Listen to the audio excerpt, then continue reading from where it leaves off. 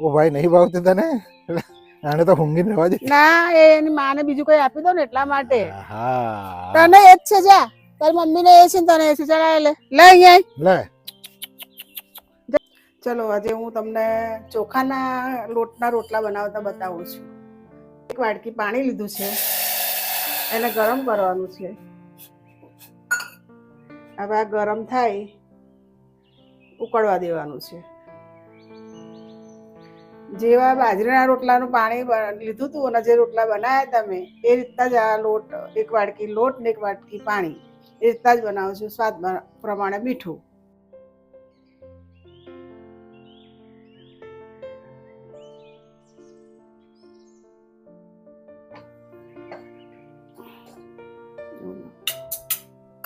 ઠંડો થાય ત્યાં સુધી આને ઢાંકીને રાખવાનો છે. થોડો ઠંડો થાય આપણા હાથમાં લેવા એવો થાય ત્યાં સુધી ઢાંકીને રાખવાનો છે.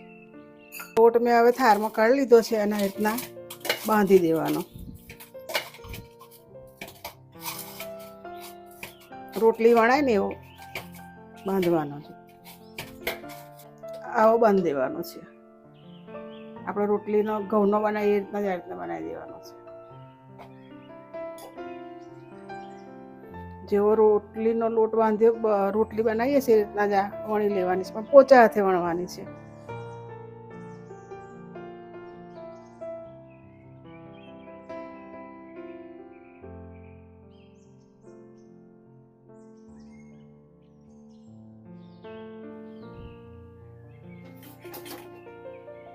આમાં તેલ નાખવાનું.